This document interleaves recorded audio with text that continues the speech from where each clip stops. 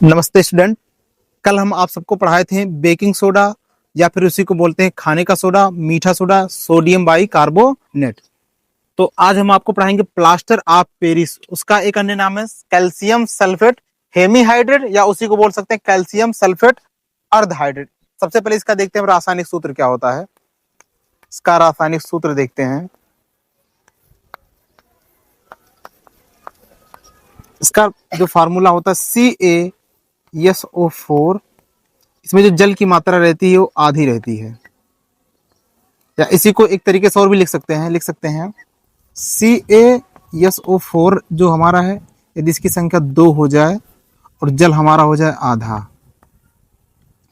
इसको एक अन्य नाम से और भी जान सकते हैं, जैसे एक तो लिखे कैल्शियम सल्फेट हेमीहाइड्रेट या एक बोल सकते हैं कैल्शियम सल्फेट अर्धहाइड्रेट। ये हमारे एनसीईआरटी की किताब में लिखा है कैल्शियम सल्फेट अर्धहाइड्रेट या फिर बोल सकते हैं कैल्शियम सल्फेट हेमीहाइड्रेट। इसमें एक प्रश्न ये बनता है कि पूछता है कि जो हमारा प्लास्टर ऑफ पेरिस है, अर्थात इसी को बोलते हैं पीओपी, इसी को बोल सकते हैं पीओपी। इसमें पूछता है कैल्शियम सल्फेट और जल का अनुपात क्या रहता है, किस अनुपात में मिला रहता है। तो हम बता सकते हैं कि यदि देखेंगे हमारे यहाँ पर जो SO4 है, कैल्शियम सल्फेट है जो हमारा, इसकी संख्या यदि 2 करेंगे तो हमारा जल की मात्रा कितनी हो जाती है, 1।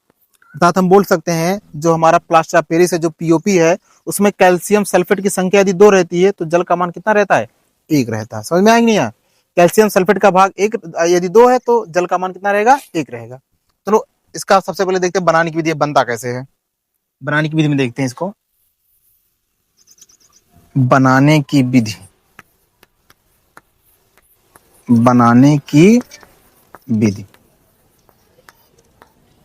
बनाने की विधि में हम देखेंगे सबसे पहले ये बनता है हमारा जिप्सम से। जिप्सम, जब हम जिप्सम लेकर आए, ये हमारा जिप्सम का फार्मूला है CaSO4 × 2H2O। देखो हम बताए थे कि जो हमारा पीओपी रहता है इसमें कैल्शियम सल्फेट की संख्या यदि 2 है तो जल का मान 1 रहता है। यदि कैल्शियम सल्फेट की संख्या 1 है तो जल का मान आधा रहता है।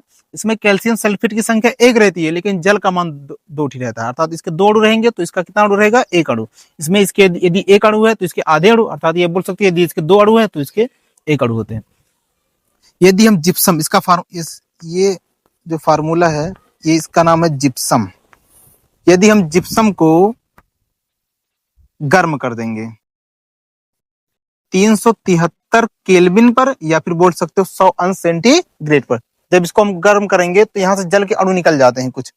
तो यहां पर हमारा बन जाता है CaSO4 हाफ H2O और साथ ही साथ निकल जाता है हमारा H2O।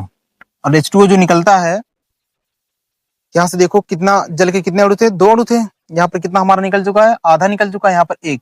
तो कह सकते हो कुल मिलाकर अभी हमारा रिएक्शन बैलेंस नहीं हुआ ना, आधा निकल चुका है, बचा कितना था, 1.5 बचा था। 1.5 को हम लिख सकते 3/2, इसको लिख सकते 3/2।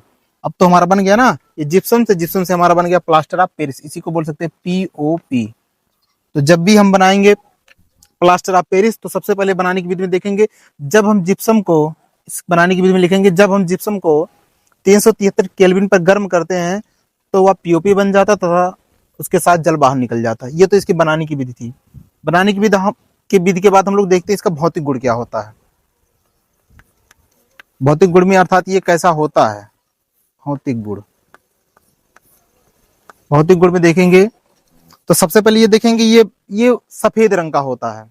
इस सफेद रंग का एक चूर्ण के रूप में रहता है जिसको हम लोग क्या करते हैं, इसका हम लोग घर वर में बहुत यूज किया जाता है, मूर्ति उर्ति बनाने में भी इसका प्रयोग किया जाता है। तो पूछा जाता है इसका रंग रूप कैसा होता है, तो हम बता सकते हैं कि जो हमारा पीओपी है उसका रंग कैसा होता है, सफेद रहता है। यही इसका भौतिक गुण है। भौतिक गुण के बाद हम इसका देखेंगे रासायनिक गुण। चलो आज देखते हैं इसका रिएक्शन, देखते हैं कैसे होता है। ये तो पहला बनाने की विधि था, दूसरा हो गया भौतिक गुण। तीसरे नंबर पे देखेंगे रासायनिक गुण।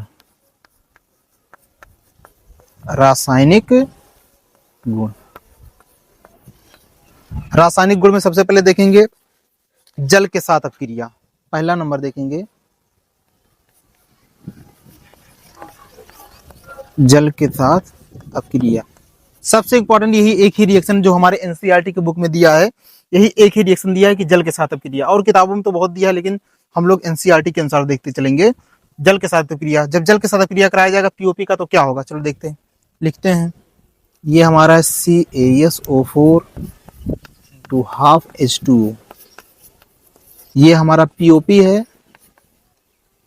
इसकी क्रिया हम कराते हैं किसके साथ, जल के साथ। तो जब हम पीओपी की क्रिया जल के साथ कराए थे, जैसे यहाँ पर देखो बना था हमारा जिप्सम से बना था पीओपी, इसके साथ साथ जल निकला था।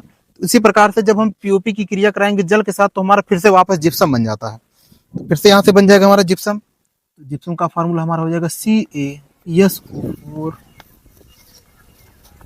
2H2O, ये हमारा बन गया जिप्सम। और ये हमारा था पीओपी।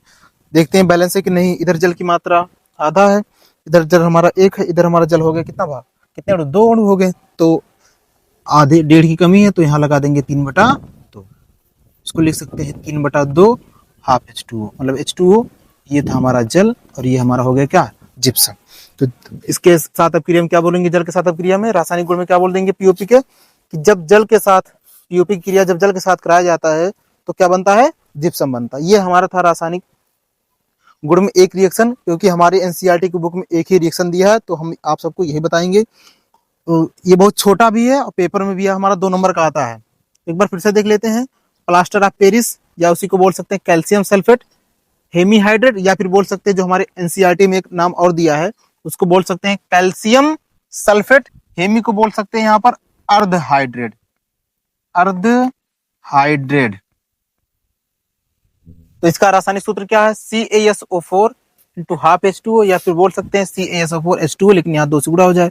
तो हम अभी आपसे बताए थे कि जो कैल्शियम सल्फेट रहता है और जल, इनके बीच में जो अणुओं की मात्रा कैसी रहती है, तो बता देंगे यदि कैल्शियम सल्फेट के 2 अणु रहेंगे तो जल के 1 अणु रहेंगे, या अर्थात बोल सकते हो जब कैल्शियम सल्फेट के 1 अणु रहेगा तो जल का कितना अणु रहेगा, आधा अणु। इसके बाद बनानिक विधि देखते हैं। बनानिक विधि में जब हम जिप्सम को 373 केल्विन पर गर्म करते हैं तो हमारा पीओपी बन जाता है तथा उसके साथ जल बाहर निकल जाता है। भौतिक गुण में बताएं भौतिक गुण कैसा होता है, इसका रंग रूप कैसा होता है, तो इसका रंग रूप सफेद होता है भैया। उसके बाद रासायनिक गुण में देखते हैं। रासायनिक गुण में जल के साथ क्रिया कराते हैं, तो जैसे हमारे यहाँ पर बना था जिप्सम से हमारा पीओपी बना था, जल बाहर निकल गया था। एक प्रकार से बोल सकते हो ये हमारा उत्क्रमणीय क्रिया है। जब हम पीओपी की क्रिया जल के साथ करा दिए हैं, जल के साथ कराने के बाद पीओपी की क्रिया, तो हमारा फिर से क्या बन गया, जिप्सम। ये हमारा था रासायनिक गुण। अब उसके बाद रासायनिक गुण के बाद सबसे जो इंपॉर्टेंट लास्ट में रहता है वो उपयोग होता है। चलो इसका उपयोग देखते हैं हम लोग, एक मिनट।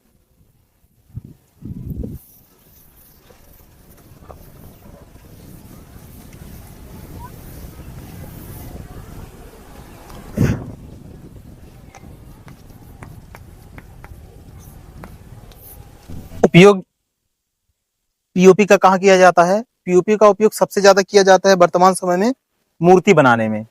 मूर्ति बनाने में जितना भी उपयोग किया जाता है, प्लास्टर ऑफ पेरिस का अधिकतर अधिकाधिक मात्रा में पीओपी का उपयोग किया जाता है मूर्ति बनाने में, खिलौने बनाने में। साथ ही साथ जब हम लोगों का हाथ या पैर टूट जाता है तो अस्पतालों में जब हम जाते हैं तो डॉक्टर हमारे ऊपर एक पट्टी चढ़ाता है, उसमें हम ये पीओपी लगाता रहता है, फिर पट्टी चढ़ाता रहता है। अर्थात कह सकते हो प्लास्टर चढ़ाने में हमारे पीओपी का उपयोग किया जाता है। इसके 3 उपयोग मुख्य रूप से याद कर लो। पहला उपयोग क्या किया जाता है, मूर्ति बनाने में, साथ ही साथ खिलौने बनाने में, और कहाँ पर, अस्पतालों में हड्डी टूट जाने पर, हाथों या पैरों की हड्डी टूट जाने पर प्लास्टर चढ़ाने में इसका उपयोग किया जाता है। तो ये था हमारा प्लास्टर ऑफ पेरिस। और इसके साथ साथ हम इसका बता चुके हैं, बनाने की विधि बता चुके हैं, भौतिक गुण बता चुके हैं, साथ साथ रासायनिक गुण बता चुके हैं, इसका उपयोग बता चुके हैं।